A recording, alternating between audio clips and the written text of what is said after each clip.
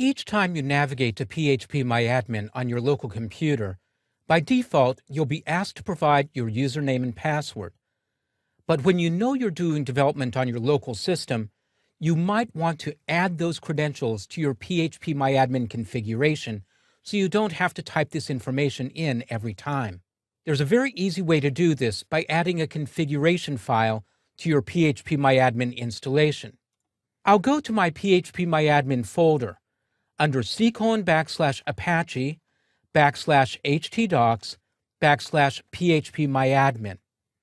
In this folder, there's a file called config.sample.inc. It's actually a PHP file, and on Windows, you can see that under the type. I'll open this in a text editor and show that there are many suggested configurations.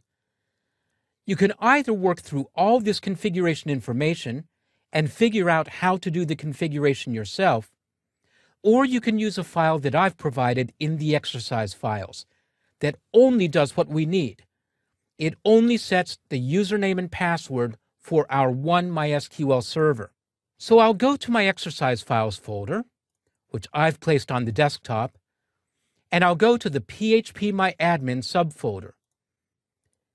I'll open this file, config.inc.php, in my text editor. It has just 6 lines of code.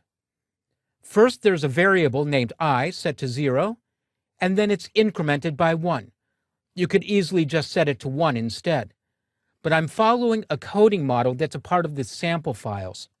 The next couple of lines set the username and password. Now, obviously, this isn't secure. You should not do this on a production server.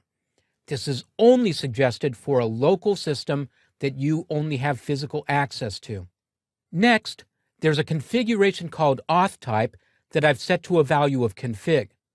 There's also a setting here called allow user drop database, which is set to true.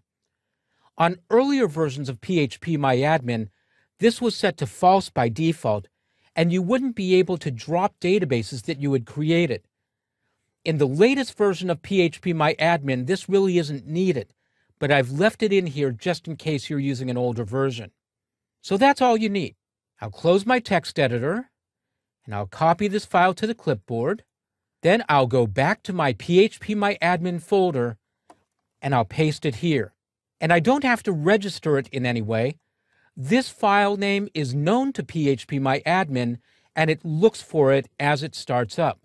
Now I'll go back to my browser, and I'll go to my phpMyAdmin installation again with http://localhost/phpMyAdmin/index.php. And this time, I launch right into the application. I don't need to provide my user credentials because they're in the configuration file. You can learn a lot more about configuring phpMyAdmin and using it for various administration tasks with the lynda.com course Up and Running with phpMyAdmin.